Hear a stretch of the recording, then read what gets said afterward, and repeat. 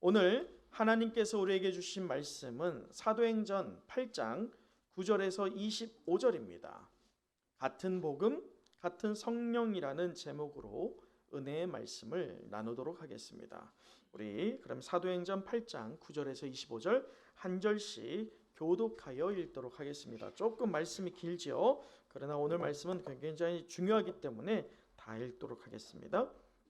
그 성에 시몬이라 하는 사람이 전부터 있어 마술을 행하여 사마리아 백성을 놀라게 하며 자칭 큰 자라 하니 낮은 사람부터 높은 사람까지 다 따르며 이르되 이 사람은 크다 일컫는 하나님의 능력이라 하더라. 오랫동안 그 마술에 놀랐으므로 그들이 따르더니 빌립이 하나님 나라와 및 예수 그리스도의 이름에 관하여 전도함을 그들이 믿고 남녀가 다 세례를 받으니 시몬도 믿고 세례를 받은 후에 전심으로 빌립을 따라다니며 그 나타나는 표적과 큰 능력을 보고 놀라니라. 예루살렘에 있는 사도들이 사마리아도 하나님의 말씀을 받았다 함을 듣고 베드로와 요한을 보내매 그들이 내려가서 그들을 위하여 성령 받기를 기도하니 이는 아직 한 사람에게도 성령 내리신 일이 없고 오직 주 예수의 이름으로 세례만 받을 뿐이더라. 이에 두 사도가 그들에게 안수함에 성령을 받는지라. 시몬이 사도들의 안수로 성령 받는 것을 보고 돈을 들여 이르되 이 권능을 내게도 주어 누구든지 내가 안수하는 사람은 성령을 받게 하여 주소서 하니 베드로가 이르되 내가 하나님의 선물을 돈 주고 살 줄로 생각하였으니 내 은과 내가 함께 망할지어다. 하나님 앞에서 내 마음이 바르지 못하니 이 도에는 내가 관계도 없고 분깃될 것도 없느니라. 그러므로 너의 이 악함을 회개하고 주께 기도하라.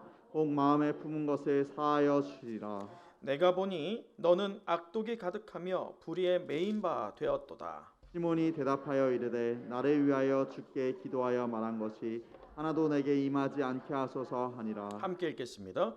두 사도가 주의 말씀을 증언하여 말한 후 예루살렘으로 돌아갈새 사마리아인의 여러 마을에서 복음을 전하니라. 아멘.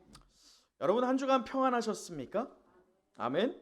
하나님께서 여러분과 함께 하셨을 줄 믿습니다. 그러나 항상 그렇듯 이 명절 지나고 나면 어떤 증후군이 생긴다고 합니까? 명절 증후군이 생긴다고 하죠. 긴 명절이 있다 이후에 참 여러 가지 피곤함이 몰려오는 것 같아요. 그 후유증 하나는 이 코로나 확진자 수가 재차 어떻게 됐어요? 급증했죠.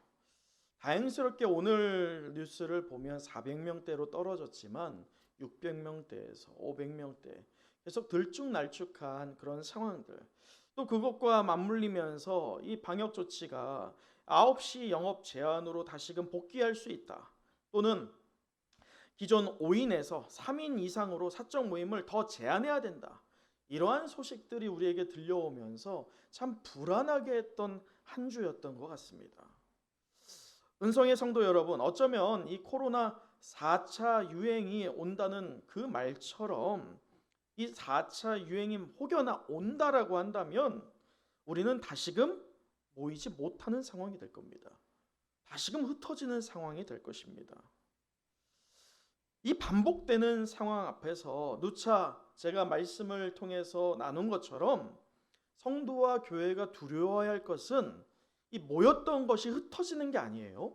우리가 어제의 말씀을, 지난주 말씀을 통해서도 봤지만 흩어짐을 통해서도 하나님께서 역사하실 줄 믿습니다.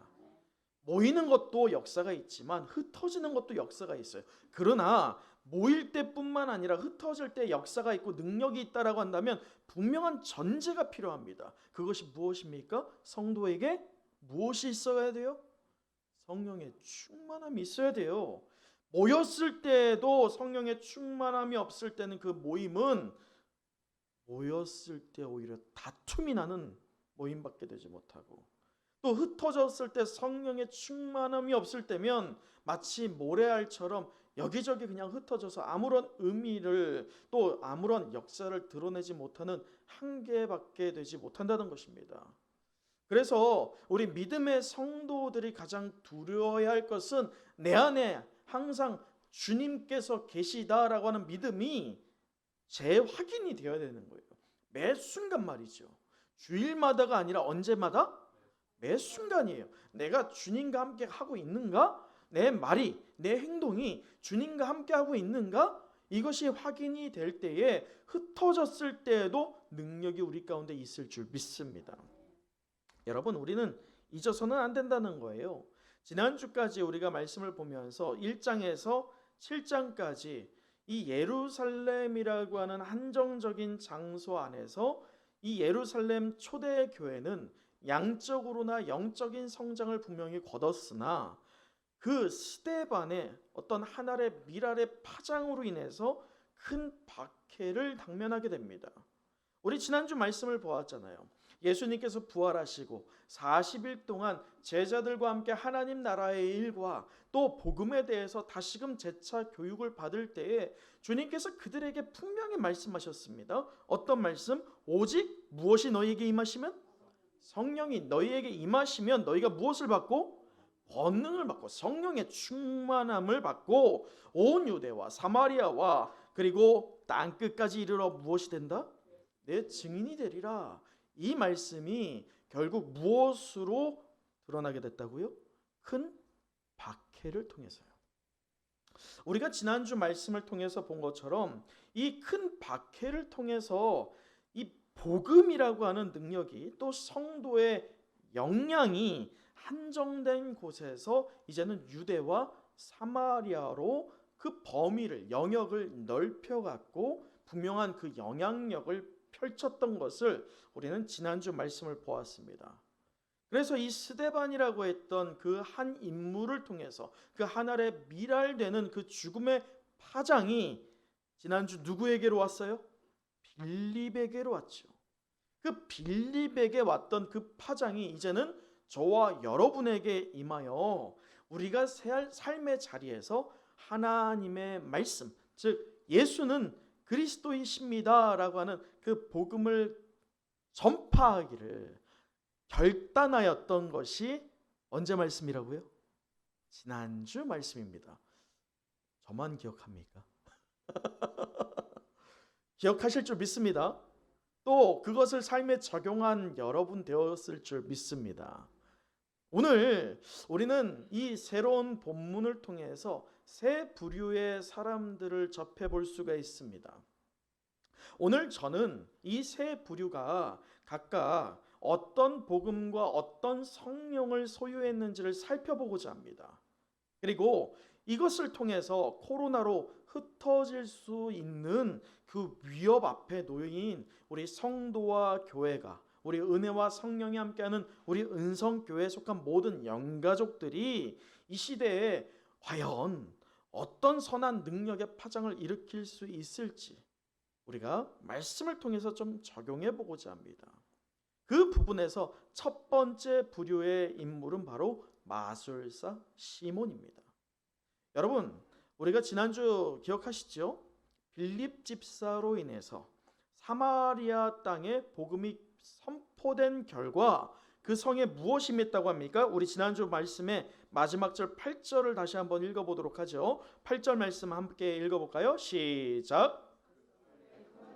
있더라. 무엇이 임했습니까? 이 큰 기쁨, 이게 어떤 기쁨이라고 했습니까? 그냥 삶에서 누군가를 통해서 어떤 상황을 통해서 기뻐하는 게 아니라 이 사마리아인들이 이 빌립이 증거하는 예수는 그리스도다라고 했던 초대 교회에서 시작됐고, 그리고 사도들이 증거했고, 스데반이 증거했고, 빌립이 증거한 그 복음의 메시지를 이 사마리아 성 사람들도 받아들인 거예요.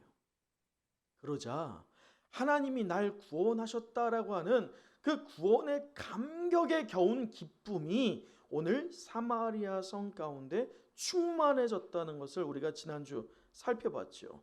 여러분, 이런 그 빌립이 증거했던 성령의 능력이 얼마나 강력했던지 오늘 우리가 보고자 하는 그 첫 번째 인물 되는 시몬에게까지 영향을 미치는데 9절을 함께 또 읽어보도록 하죠. 9절입니다. 시작. 그 성에 시몬이라 하는 사람이 전부터 있어 마술을 행하여 사마리아 백성을 놀라게 하며 자칭 큰 자라 하니. 여러분, 그 성의 영적 지도자 격인 마술사 시몬까지도 이 영향을 받았어요. 빌립의 복음의 메시지에 말이죠.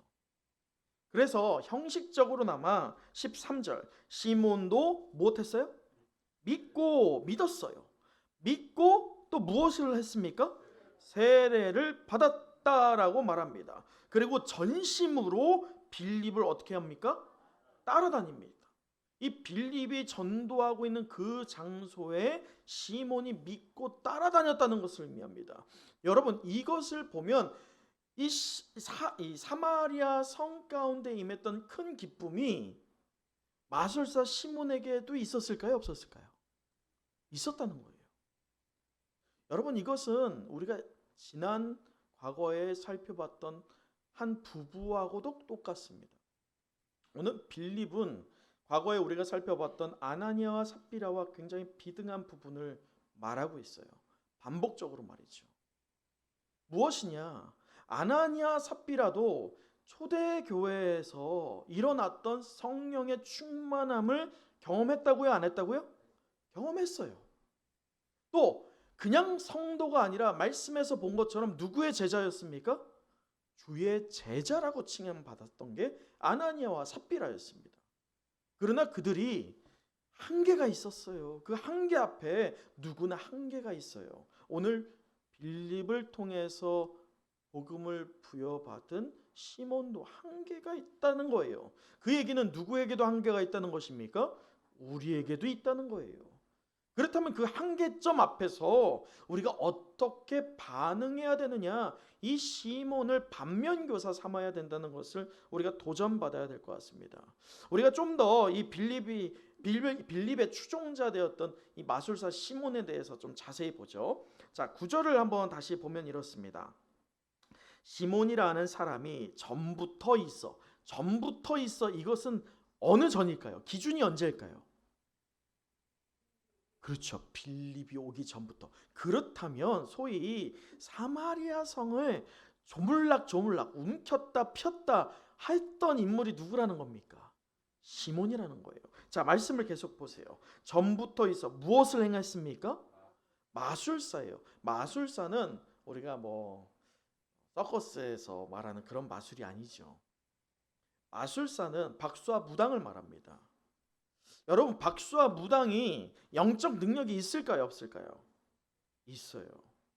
어디서 나타나느냐? 출애굽기에 나타나죠. 출애굽기에서 이 하나님의 사람 모세가 애굽 왕 바로 앞에 나타나서 그에게 말씀을 선포합니다. 주의 하나님의 백성들을 놓아주라라는 말을 말이죠. 그럴 때 하나님께서 그에게 증거들을 보이시는데 모세를 통해서 말이죠. 하나는 문둥병이었죠. 안에 손을 넣었다가 뺐을 때 문둥병이 있고 또 넣었을 때 문둥병이 사라지는 그것을 하나 보여줬고, 두 번째가 무엇이었습니까? 지팡이를 던지는 거였어요. 지팡이를 던졌을 때 그것이 무엇이 됐습니까? 그것을 바로 앞에서 행하라 라고 하나님께서 모세에게 명령을 합니다. 자, 모세가 순종했어요? 했지요. 모세가 분명히 뱀을 만들어냈습니다. 무엇으로요? 지팡이로. 근데 그것을 누가 따라합니까? 마술사들이 따라합니다. 박수와 무당들이 따라해요. 십계명 중에 두 가지는 따라합니다. 즉 그들에게도 영적인 능력이 있다는 거예요.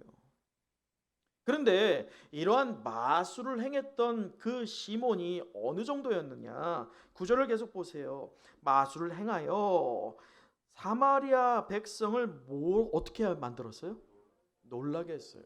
초자연적인 어떤 현상들을 통해서 영적인 능력이 분명히 있던 그가 최소한 누구의 영이 아닙니까? 여러분, 오늘 말씀을 보면서 이 첫째 인물을 볼 때 누가의, 제가 계속 강조하잖아요. 이 사도행전을 기록한 누가의 의도를 간파한 채 읽어야 돼요. 누가가 왜 굳이 이 빌립에게 은혜를 받았던 시몬에 대해서, 그는 분명히 다른 길을 가고 있잖아요. 그런데 그에 대해서 굉장히 많은 부분을 할애하고 있습니다. 굳이 말이죠. 굳이. 그렇다면 누가는 의도가 있다는 거예요. 누가의 의도가 무엇이냐? 빌립은 무엇에 충만한 자입니까? 무엇에 어떤 영에 사로잡혔습니까? 성령에 사로잡힌 자입니다. 그래서 그의 입술의 권세로 말미암아 누가 드러났습니까? 하나님이 드러났죠. 예수 그리스도가 드러났어요. 그런데 누가가 지금 보여주고 있는 이 오늘 9절 말씀을 보면 그가 자칭 큰 자다라고 합니다. 여러분, 큰 자 하면 떠오르는 인물이 하나가 있어요. 누구죠? 사울입니다. 이게 누가의 의도를 보면 이 다음 장에 누가 나와요? 9장에 사울이 나와요. 누가가 의도적으로 사울이 등장하고 빌립 가운데 시몬이라는 자를 넣는 거예요. 왜냐? 분명한 대조를 보이기 위함입니다. 왜냐하면 빌립에게 은혜를 받았다라고 했던 이 시몬 역시나 스스로 큰 자라고 했고, 사울 역시나 이름의 뜻이 뭐예요? 큰 자라는 거예요. 그런데 성령의 충만, 즉 같은 복음을 말하게 되는 이 바울이 되는 그 과정에서 그가 초대교회에서 사도들이, 그리고 스데반이, 그리고 빌립이 같은 성령에 충만했던 것을 이제 9장에 누가 똑같이 충만해지는 겁니까? 사울이 충만해지는 거예요. 그래서 그가 인생이 완전히 180도 바뀌는 걸 말합니다. 즉 같은 성령에 취해졌을 때면 인생을 누가 바꾼다? 하나님이 바꾼다. 그게 누가가 의도한 바라는 것이죠. 그래서 이 시몬을 보았을 때 그는 분명히 어떤 영향력이 있었다는 것을 우리는 의심할 수가 없다는 거예요. 그러나 그의 목적은 자기를 드러내는 것이었어요. 이게 분명한 차이점이라는 것이죠. 다시 말해서 사도행전 8장에서 성령에 사로잡혀서 예수 그리스도의 진리를 전했던 사람 빌립과 대조해서 악령에 사로잡힌, 사단에 사로잡힌, 이적과 기사를 행하고 헛짓된 교훈을 전하는 사람 시몬을 비교하고 있다는 것입니다. 그런데 여기에서 우리가 주목할 게 있습니다. 자, 무엇이냐? 9절에서 이렇게 표현하죠. 사마리아 백성을 놀라게 하며 자칭 큰 자라 하니, 자 10절, 낮은 사람부터 높은 사람까지 다 따랐어요. 자, 이 얘기는 자칭 큰 자라 했을 때 자칭을 붙였지만 실제로 그 사마리아 성에서 이 시몬은 큰 자였어요, 작은 자였어요? 큰 자였어요. 자, 그렇다면 그의 입술에 권세가 있었어요, 없었어요? 있었다는 거예요. 자, 이것만을 놓고 보면 여러분, 성령 충만한 자이든 아니면 악령에 충만한 자이든 결론적으로 보면 사람들에게 높임받고 있습니까? 안 합니까? 높임받고 있어요. 그렇다라고 한다면 목사님, 말씀에서 이렇게 보았을 때 뭐 차이가 있어요? 어떤 영이 됐든 무슨 상관입니까? 성령 없어도 되는 거 아닙니까? 악령에 사로잡혀도 이렇게 사람들에게 높임받지 않습니까? 라고 말한다는 것이죠. 그렇게 질문할 수 있다는 거예요. 여러분, 그런데요, 성경은 그렇게 말하고 있지 않아요. 성경에서는, 하나님의 말씀에서는 진짜와 가짜가 확연한 차이가 있다는 것을 말합니다. 경미한 차이가 아니에요. 분명하고 명확하고 확연한 차이가 있다는 것을 성경이 말하고 있어요. 어디에서 그것이 드러나느냐? 그의 삶의 자리에서. 다른 것에서 드러나지 않아요. 삶의 자리에서 결국 무엇이 드러나느냐? 그가 하나님이 드러나고 있느냐? 하나님 나라의 복음을 드러내고 있느냐? 아니면 자신을 드러내고 있느냐? 이것은 우리에게도 경종을 울리는 메시지입니다. 우리가 예배를 열심히 드리고 찬양을 열심히 한다 해도 결국 내 삶의 자리에서 하나님이 드러나지 않고 나의 사리사욕과 내가 추구하는 어떤 이상향만을 내세우고 그것을 드러낸다라고 한다면 결국 우리 역시나 누구하고 똑같다는 겁니까? 시몬하고 똑같다는 거예요. 여러분, 제가 20대 시절에 여러분 다 알다시피 은성교회를 떠났죠. 20살 초반에 군대를 다녀와서는 은성교회를 떠나게 됐습니다. 그때는 참 어떤 부분에서는 교만한 부분도 있었어요. 뭐냐면 은성교회 제가 마지막까지 다닐 때 새벽 예배부터 시작했어요. 주일 새벽 예배부터. 새벽 예배가 몇 시에 드렸어요? 지금이야 우리가 5시 반이지만 예전엔 그렇지 않았어요. 5시였어요. 5시부터 새벽 예배를 드립니다. 자, 그리고 나서 아침에 오자마자 교사로 하죠. 그리고 성가대 합니다. 그리고 점심 먹고 나서 뭐 합니까? 성가대 연습하고, 그리고 청년부 활동하고, 그리고 집에 돌아가면 몇 시예요? 8시 정도가 돼요. 여러분, 새벽부터 저녁까지 그게 계속 하는데 피곤한 거예요. 이렇게 에너지를 드릴 바에 큰 물에서 놀자, 이 마음이 들었어요. 그래서 어느 교회가 좋을까? 사역을 앞두고 있으니까, 사역을 앞두고 있다 보니 견문을 넓히자, 이러한 마음으로 그럼 제자 훈련이 무엇인지를 받기 위해서 저 사랑의 교회를 가보자, 그렇게 결단을 했습니다. 여러분, 사랑의 교회가 지금은 서초동으로 왔지만 이전엔 강남역에 있었어요. 강남역 한복판 그 중앙에 쏙 들어가 있거든요. 강남역은 젊은이의 메카입니다. 소위 그곳이 어디입니까? 주말에 이 부어라 마셔라, 오늘 끝내보자 라고 그렇게 청년들이 다른 주님에 취하여 있는 것이 강남역의 일상이죠. 이 주일날 참 특이해요. 뭐가 특이하냐면, 여러분, 작은 교회에서 열심히 하는 사람은 결국 큰 교회에서는 어떻게 될까요? 열심히 해요. 그 얘기는 뭐냐? 교회가 크고 작은 게 문제가 되지 않더라는 거예요. 제가 이 사랑의 교회 등록하고 열심히 하다 보니까 어떻게 됐냐면, 사랑의 교회 가서도 새벽부터 오히려 더 늦어 11시까지 있다가 집에 오는 거예요. 그런데 주일날 아침에 그렇게 일찍이 교회를 가다 보면 참 이상한 경험을 합니다. 뭐냐면 저와 같은 젊은 청년들이 비틀비틀 거립니다. 아직 술이 덜 깨서 비틀비틀 이제 집에 가요. 그 시간에 저는 어디 가는 거예요? 교회를 가는 거예요. 그런데 제가 처음에 이 사랑의 교회라고 하는 곳에 등록했을 때 참 위축됐어요. 왜 위축됐냐면, 우선 그곳에 다니는 애들이, 저와 같은 친구들이 학벌이 좋아.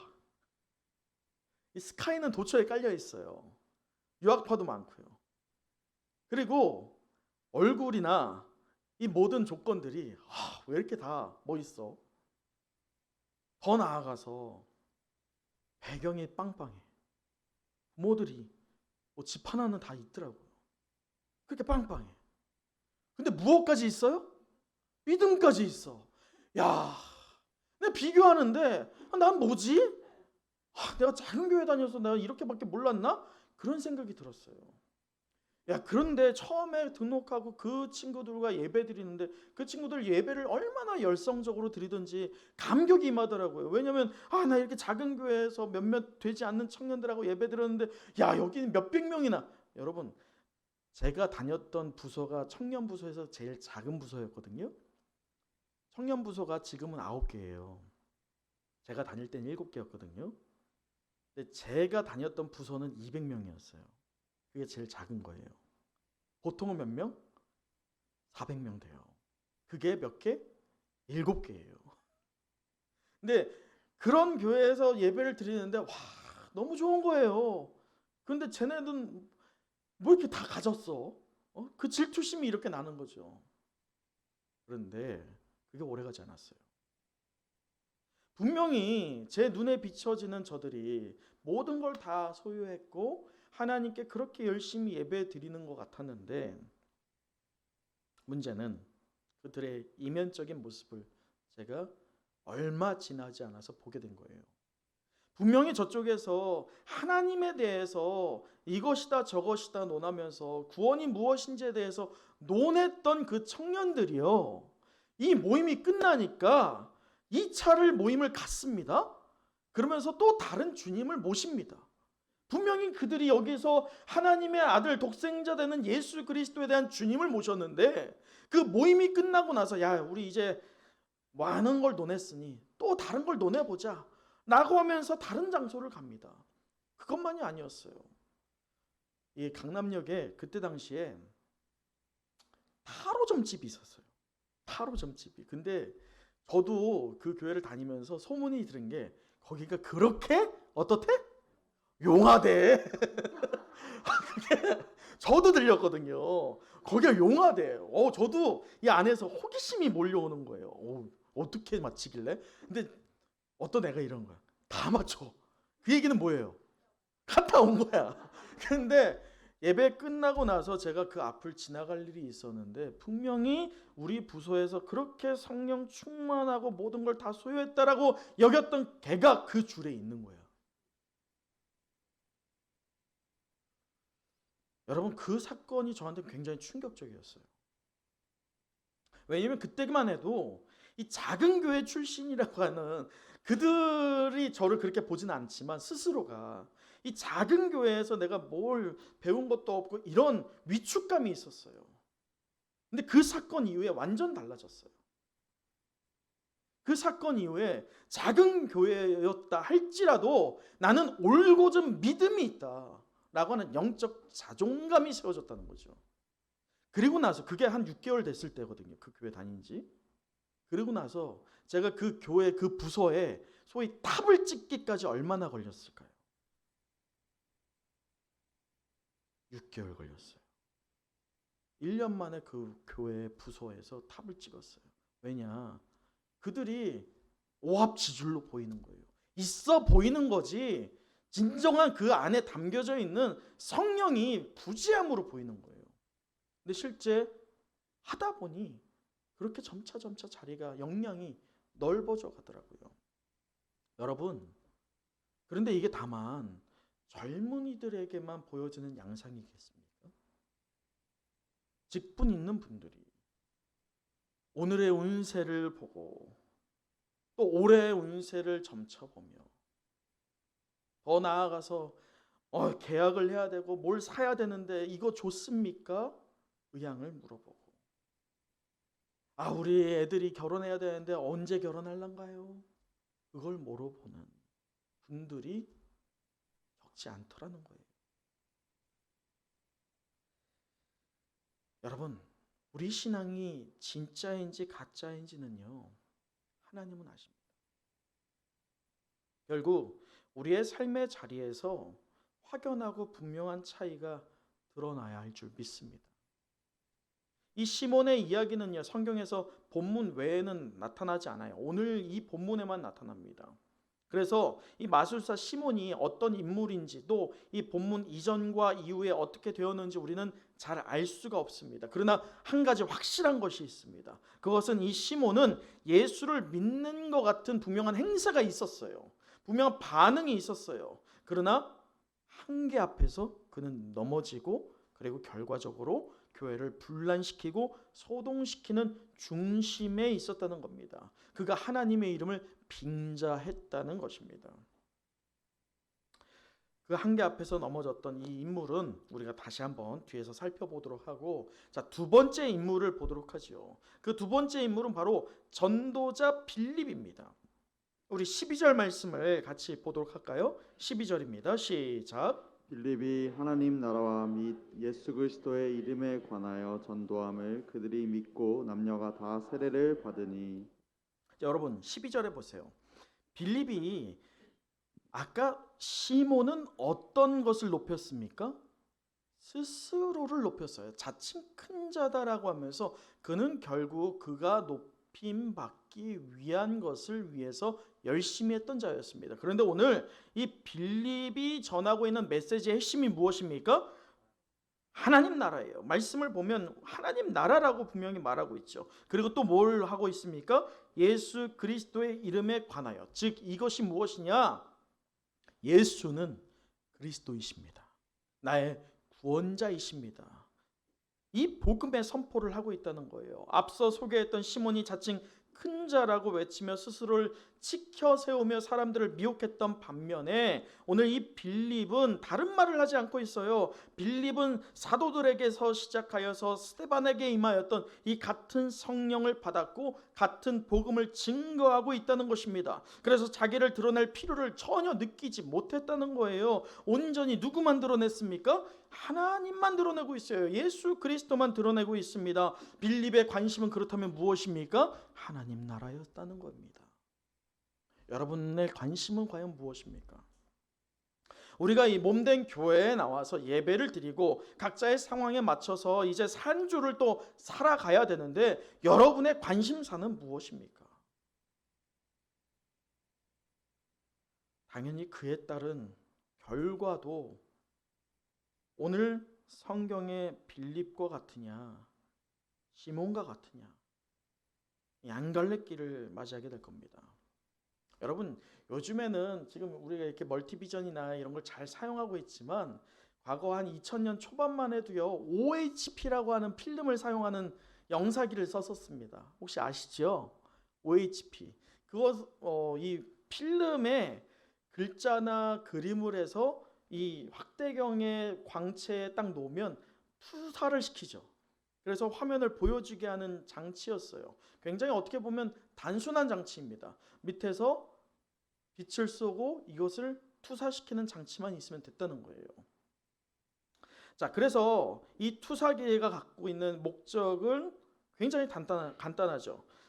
교사가 학생에게 보여주기를 원하는 이 내용을 있는 그대로 스크린에 투사하는 게 바로 OHP였어요. 그것은 오늘 우리가 보여주는 멀티비전하고 크게 다르진 않죠. 초대교회가 그랬듯이요. 오늘 저와 여러분은 예수의 증인으로 세워졌을 줄 믿습니다. 그것을 믿으십니까? 베드로 사도가 사도행전 4장 20절에 이렇게 고백했지요. 우리가 보고 들은 바를 무엇하지 않아야 할 수 없다? 말하지 아니할 수 없다. 말하지 아니할 수 없다. 그 얘기는 예수의 증인으로서 우리는 투영체가 돼야 된다는 거예요. 내가 세상에 드러내게 할 그 투영체, 내가 하나님의 말씀과 성령을 받았다라고 하면 내가 투영체로서 투사시켜야 되는 게 무엇입니까? 내가 받은 그것을 그대로 투사시키는 거예요. 어디를 향해서? 세상을 향해서. 내가 하나님의 나라를 소망하고 있다면 내 삶이 하나님의 나라가 투사되어야 하고 또 예수는 그리스도다라고 하는 그 말씀이 내게 생명의 말씀이라는 것을 믿는다라고 하면 내 삶의 오로지 관심이 예수는 그리스도다라고 하는 그 말씀이 투사되는 것입니다. 예수의 증인은 곧 투영체가 되는 거예요. 예수만 드러내는 투영체 말이죠. 같은 복음을 전하기 위해서는 같은 성령의 충만함을 받아야 할 줄 믿습니다. 초대 교회가 그랬듯이 또 스데반과 빌립이 그랬듯이 이제 저와 여러분이 감당해야 할 차례입니다. 예수 중심의 믿음. 살아도 주를 위해 살고 죽어도 주를 위해 죽고 먹든지 마시든지 무엇을 하든지 주를 위해 하는 그리스도 중심의 믿음으로 오로지 예수 그리스도만 투영시키고 투사시키는 축복의 삶을 누리는 저와 여러분 되길 간절히 소망합니다. 그럴 때 이 코로나로 위협 가운데 있고 또 흩어짐의 위협 가운데 있는 우리가 비록 흩어진다 할지라도 아름답고 선한 열매가 우리를 통해서 맺어지게 될 줄 믿습니다. 세 번째 인물은 예루살렘에서 파송된 베드로와 요한이었습니다. 여러분 오늘 14절 말씀을 한번 읽어보도록 할까요? 14절 말씀이에요. 시작. 예루살렘에 있는 사도들이 사마리아도 하나님의 말씀을 받았다 함을 듣고 베드로와 요한을 보내매. 여러분 오늘 사마리아의 부흥의 소식이 어디에게 들렸어요? 예루살렘 교회에 들렸습니다. 사도들에게까지 전해졌어요. 사도들은 이 놀라운 소식에 급히 모임을 갖게 됩니다. 그리고 사마리아에 새로 탄생한 교회를 방문하기를 결정하게 되죠. 이에 누구와 누구를 보냅니까? 여러분 참 아이러니해요. 베드로와 요한은요 사실 라이벌 관계입니다. 영적 라이벌이에요. 예수의 제자로서 말이죠. 그런데 하나님 나라를 세워갈 때 그 라이벌 의식은 온데간데 사라집니다. 그 기준이 언제일까요? 성령 충만은 다음부터예요. 성령 충만 전만 해도 예수님께서 마지막 지상 대위임령을 이 베드로에게 전할 때 베드로가 그것을 듣고 아 주님 알겠습니다 이렇게 반응했을까요? 아니에요. 그때 뭐라고 했을까요? 주님 알겠는데 쟤는 어떻게 될까요? 나는 알겠어요. 나는 알겠는데 쟤는 어떻게 돼요? 이 하나님의 아들 예수 그리스도가 주시는 마지막 그 명령을 들으면서도 관심은 어디에 있었어요? 저 인간 어떻게 될까? 그러나 성령 충만함을 받은 이후부터는요, 함께 세워가는 것으로 바뀝니다. 오늘 베드로와 요한이 파송을 당합니다. 이 소식을 접한 예루살렘 교회는 주저하지 않고 이 베드로와 요한을 파송하죠.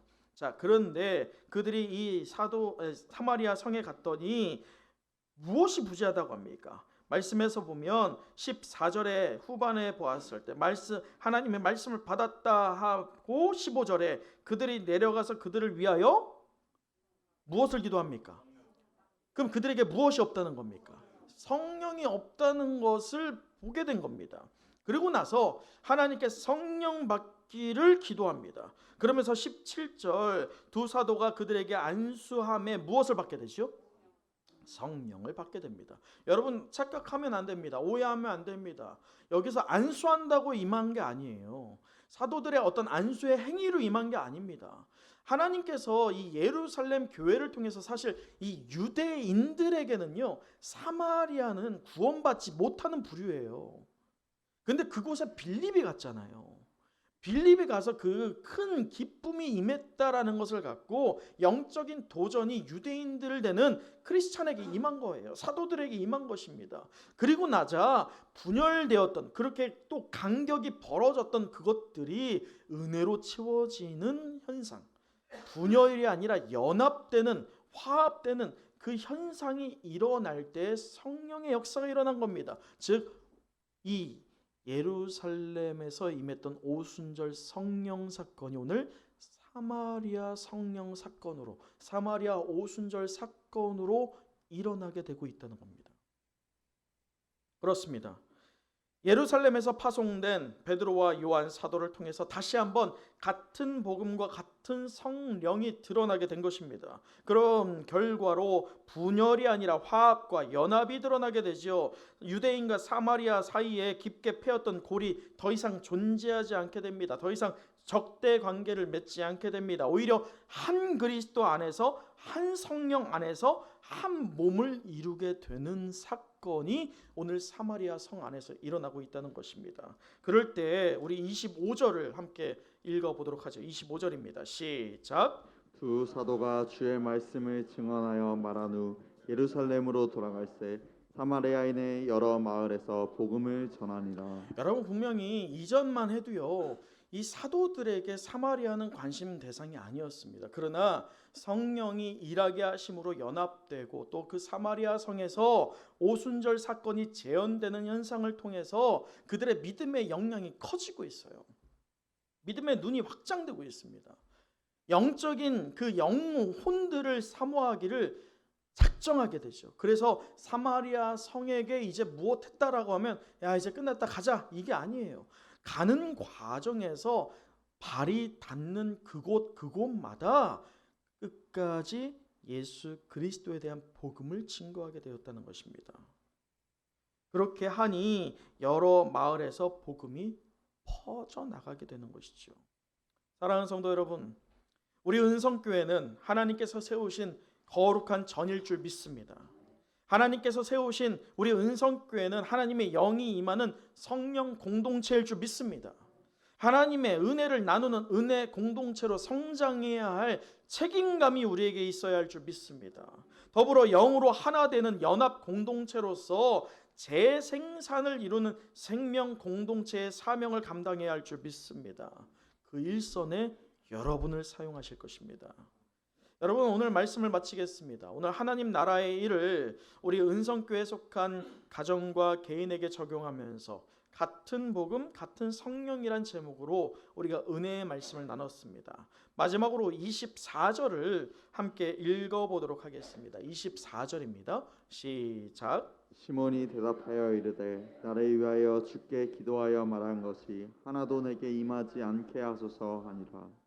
여러분 오늘 분명히 우리가 앞서 살펴본 것처럼 시몬 역시나 분명한 성령 체험이 있었습니다. 사마리아 오순절이 허락된 자리에 그 역시 있었어요.